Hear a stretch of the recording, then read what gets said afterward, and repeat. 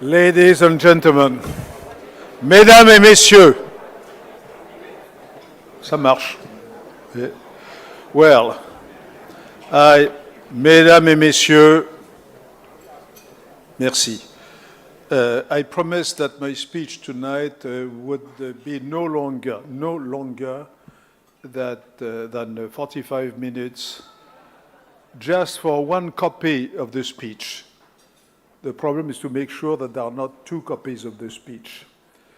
Well, thank you very much. You can applaud me right now.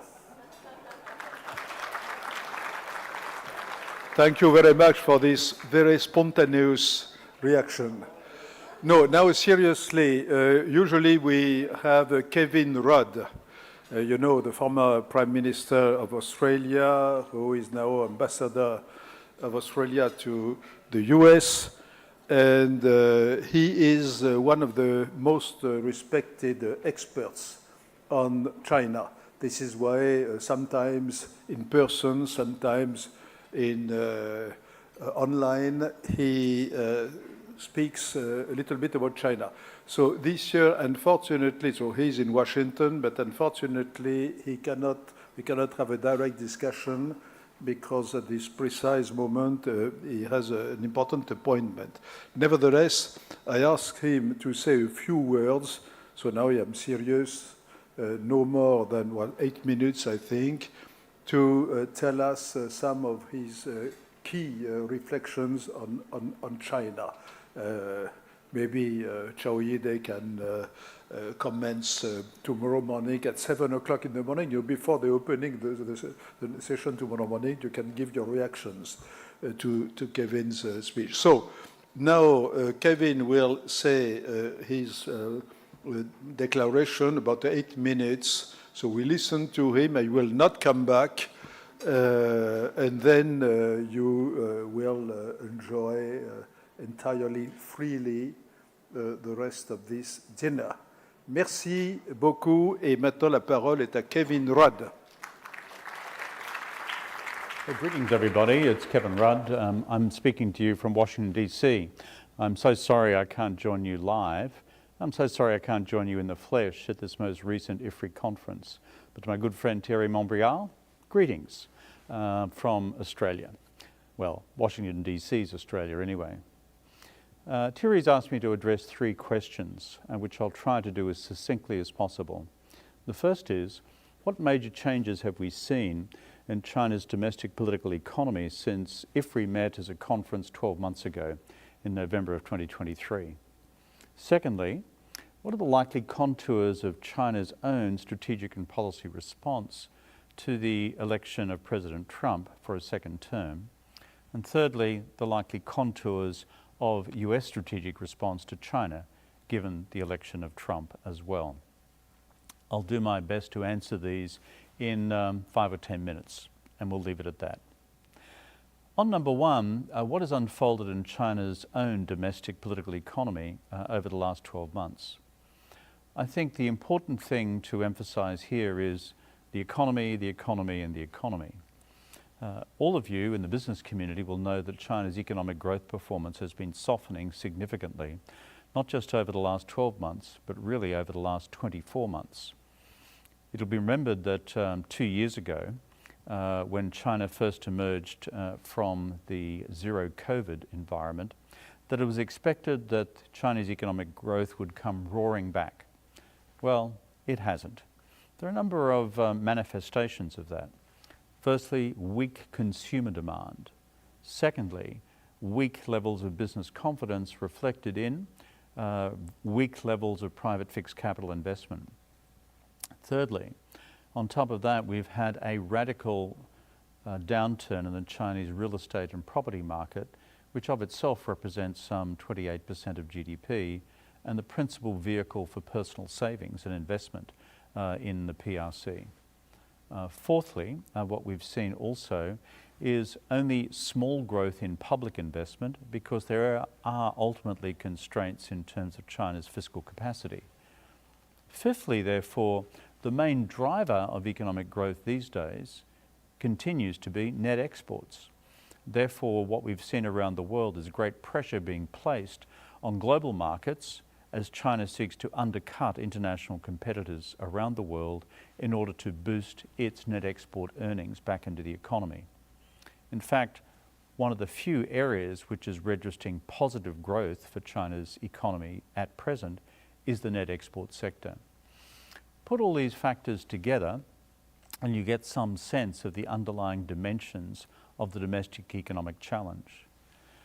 So what has been the Chinese government's policy response to this? Well, so far, we've seen no fundamental change in the strategic direction of Xi Jinping's effort to reassert the centrality of the party over the market, reassert the centrality of state-owned enterprises over private enterprises, and to reassert the central importance of common prosperity over unequal income distribution. The consequence of all the above has been the private sector, once this enormous generator of economic activity in China, has been in relative retreat. And that has continued. And we see so far no real correction against that underlying ideological direction for the party, going right back to when Xi changed ideological course prior to COVID, in fact, from the 19th Party Congress way back in 2017. So secondly, what has Xi Jinping and his economic team done instead? They've tried to deal with the declining growth problem, the rising unemployment problem, and the rising youth unemployment problem, and static living standards problem by a combination of fiscal and monetary policy stimulus. However, there has been a limitation so far in terms of the size of the fiscal and monetary policy loosening that will be undertaken in order to fill the growth gap. We will see what the detail is emerging from the Central Economic Work Conference of the party, whose communique has literally only been released today, and a little too soon for us to properly evaluate. But we should expect some overall loosening of fiscal and monetary policy, some, therefore, injection of additional economic activity as a result of that. But as we all know from stimulus strategies, they are by definition short-term, not long-term. They are cyclical rather than being structural. And the underlying policy problem here for the Chinese economy is a structural one.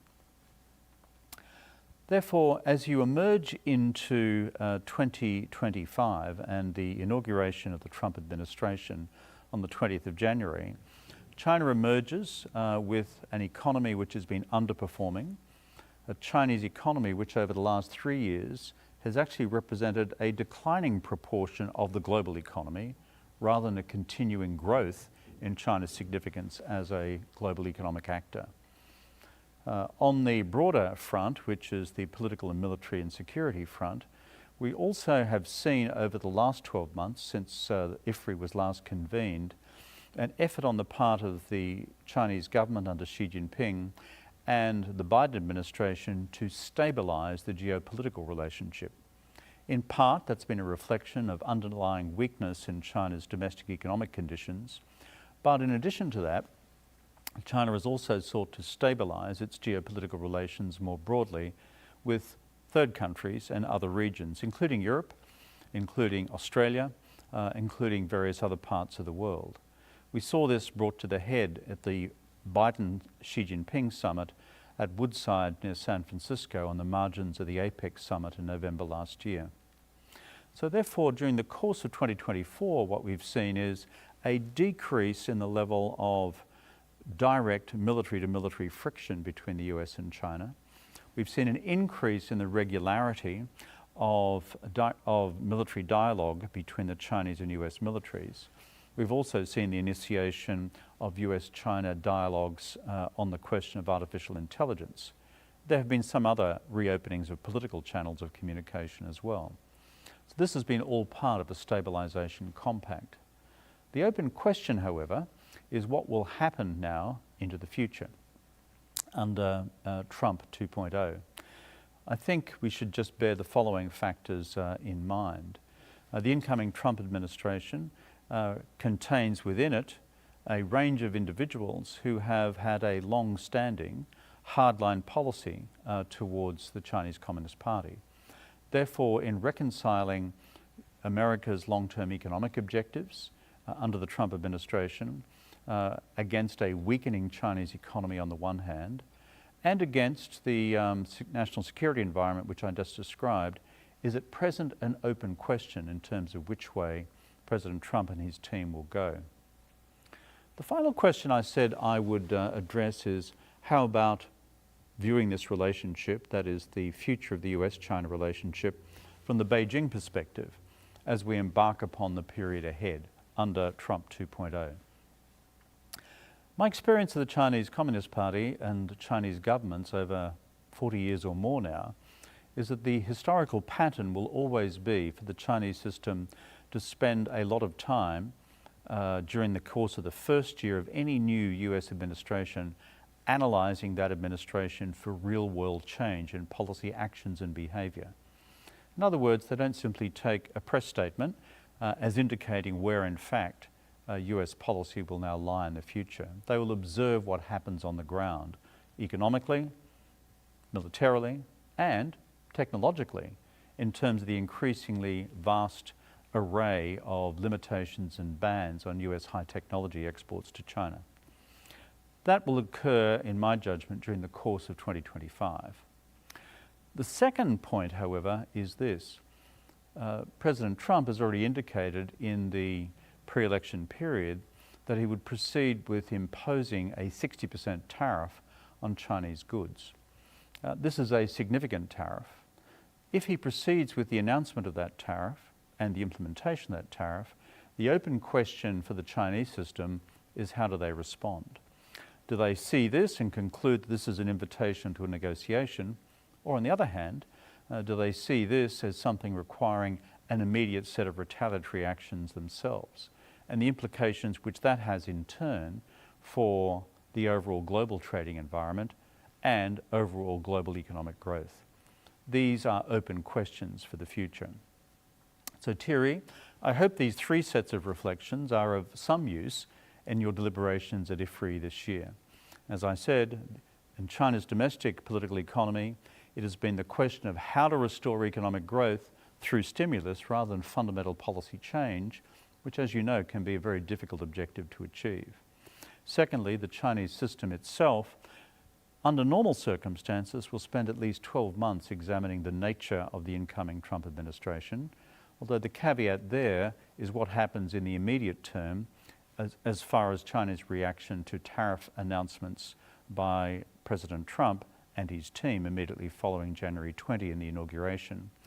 And thirdly, more broadly, in terms of Trump's own strategy towards China, where does that land as they seek to reconcile President Trump's stated economic objectives in his national policy document released during the Republican National Convention for the United States to prevail in its long-term strategic economic competition with the People's Republic of China?